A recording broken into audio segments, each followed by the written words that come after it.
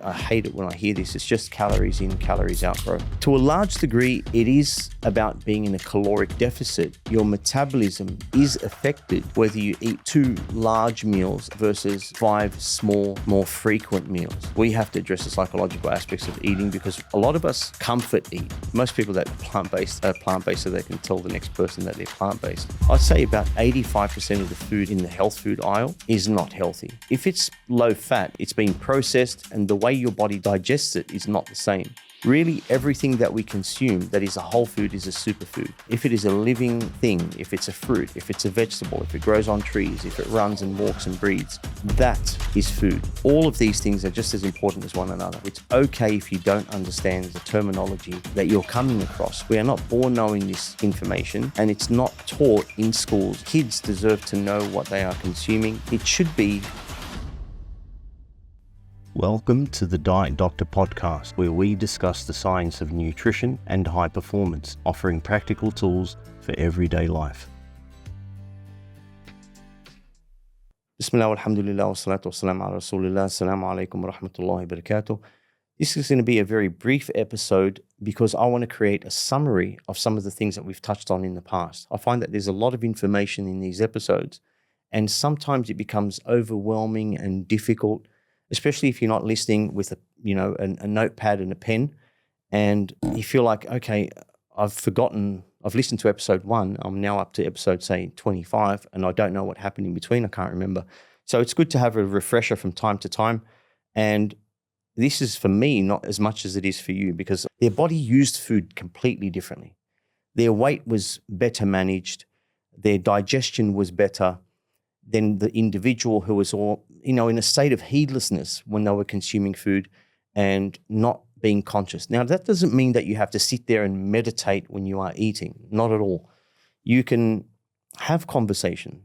Prophet ﷺ even encouraged conversation as long as it's not idle talk, conversation of substance, not backbiting, but conversation of substance while you are consuming food.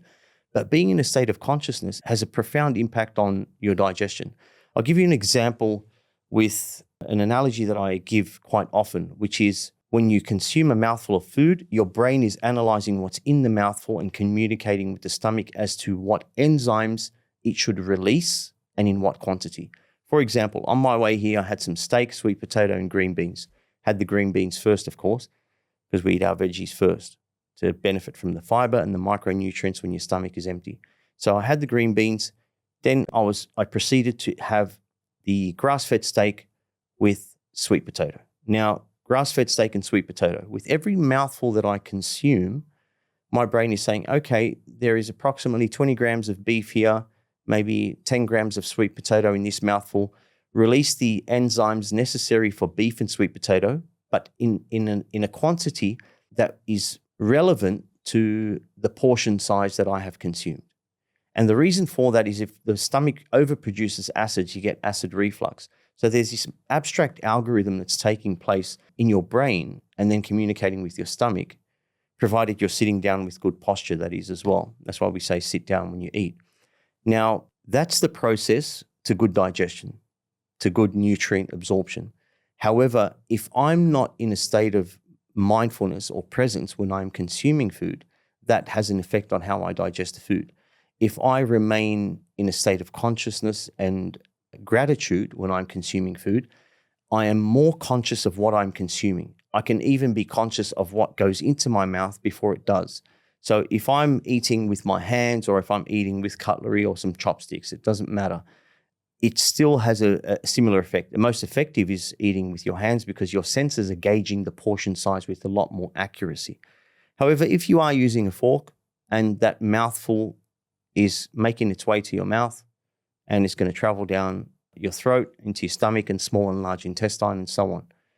If I'm in a state of mindfulness, I can see, I am conscious with my eyes, with my hands as to what that portion size is and what it contains.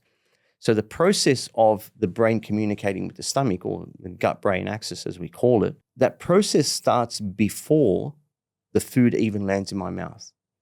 That is the benefit. And if the process of calculation and communication between the brain and the stomach commences before the food even lands in my mouth, that is ultimately going to affect your digestion for the better. You'll also be more conscious of whether you overeat or you don't. If you are not paying attention, you are not conscious, it's very easy to overeat. Anyone who has been to the movies with a family-size portion of popcorn and a super large portion of frozen soft drink will know, especially if it's a 2-3 hour film, you'll walk out consuming much more than what you had planned on doing, or much more than you would do if you were not watching a movie. Because you are distracted watching a movie, you will consume calories, and you won't realize how full you are until you try and stand up and walk out of the cinema. So that's one thing I wanted to mention, which is mindful eating. It has a profound effect on the way we digest food and what our body does with food. Gut health, probiotics, prebiotics, get them from food. Eat your fermented produce. Have your fermented beverage, such as apple cider vinegar. You can't do apple cider vinegar, have kombucha or some ginger beer, something fermented as a beverage. Then have a fermented vegetable, sauerkraut, kimchi, pickles, something that is fermented. Also, fermented dairy, which is naturally low in lactose, such as kefir, goat's milk yogurt, or regular full-fat yogurt. None of that low-fat rubbish, because if it's low-fat, it's been processed, there's a manufacturing process that is taking place, and the way your body digests it is not the same. Your likelihood to come across or encounter good bacteria in that yogurt is going to be slim to none. So to benefit properly from yogurt and from fermented dairy, have the organic stuff, the full fat stuff. Don't go low fat.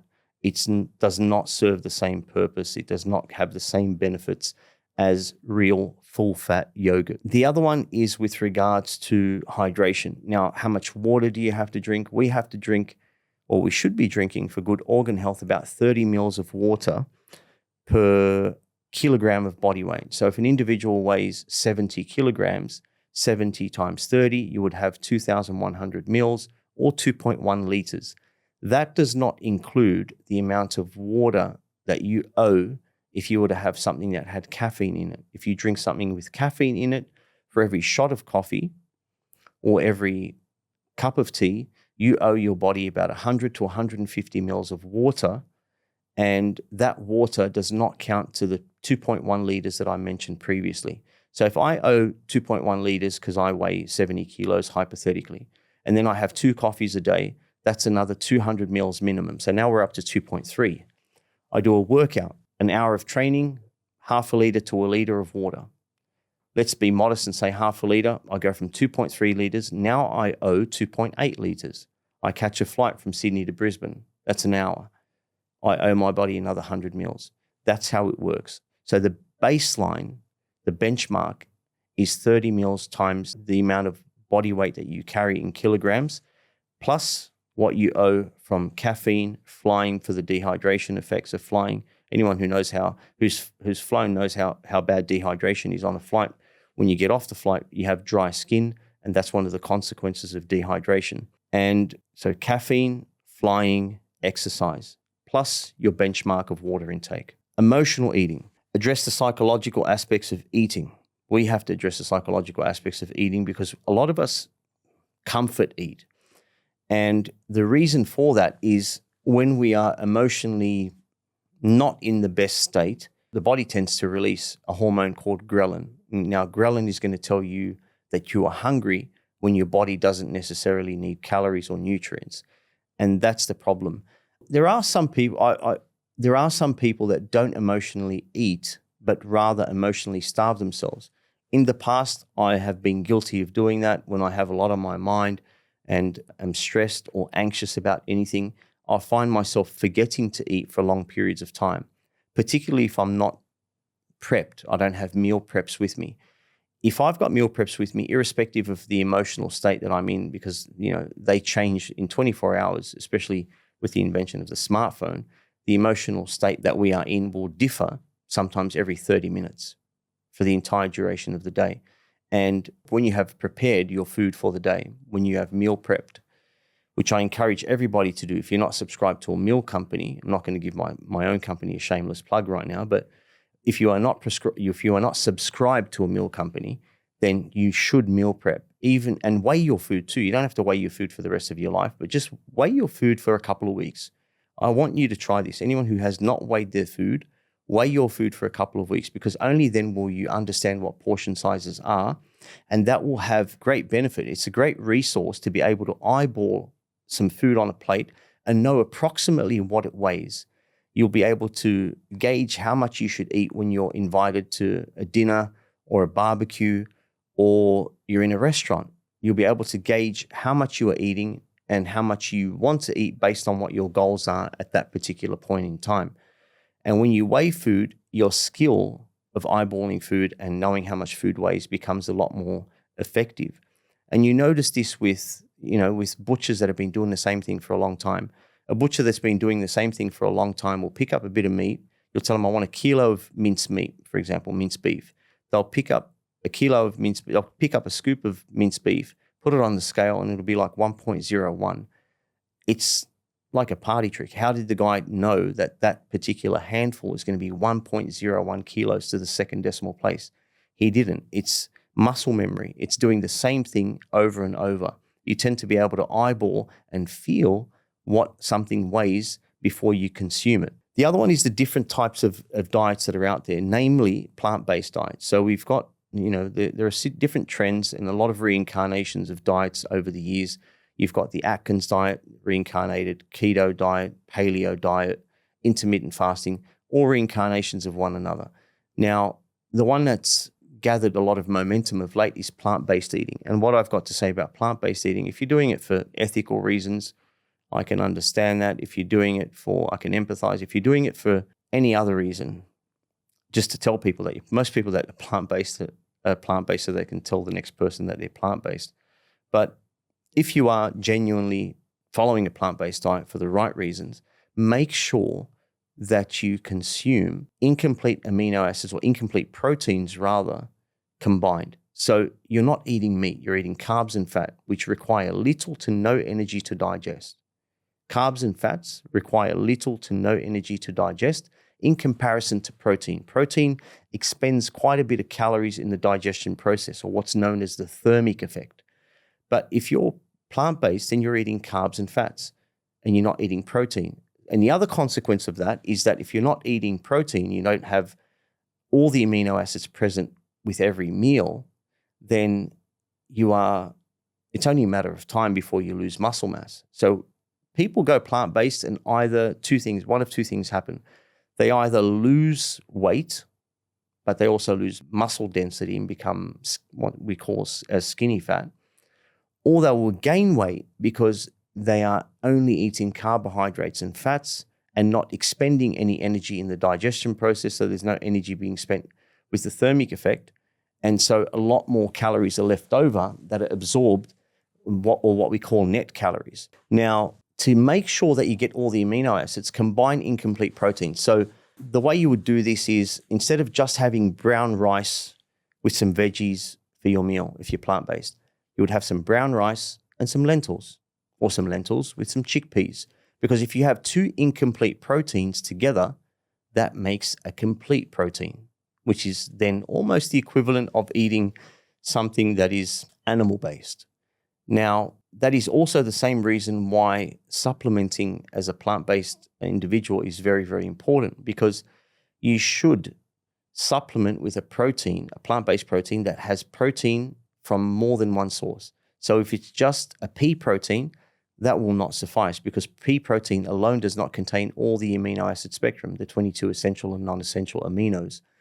And although they can put aminos in the pea protein, that's not where you want to get your amino acids. You don't want anything that's processed or artificial. So you would get pea protein with rice protein, and the two combined, because there are two sources there, you got two incomplete proteins, which creates it's just about, and I hate it when I hear this, dedicate an entire episode to plant-based diets in the very, very near future.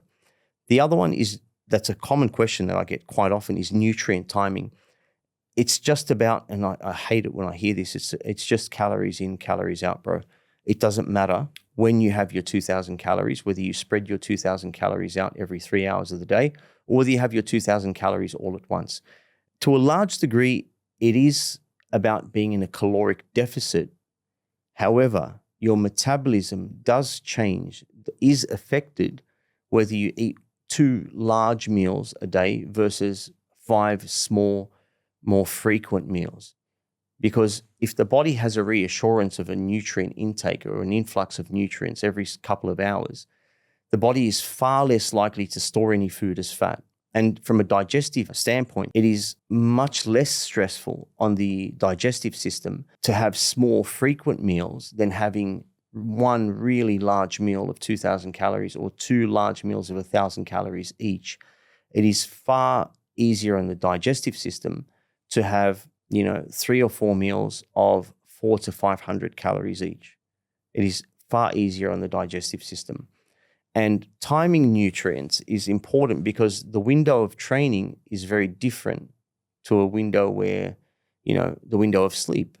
Your body does not do the same thing with food an hour before sleep as it does an hour after training or even immediately after training. If you've just done a workout, what your body does with food is very, very different to what your body will do with food if you eat 30 minutes before bedtime. After training, your physiology is completely different. Your entire body and what your body is doing is in a completely different state. And its primary goal is to replenish glycogen that you lost in the training session, to repair and regenerate muscle tissue, which is the process of hypertrophy. And if you train hard enough, even hyperplasia. But training creates an environment in the body whereby soaking up nutrients in the form of carbohydrates, fats, and protein is a lot more efficient and effective than it would be if you're sitting down on the couch watching Netflix. It's not the same.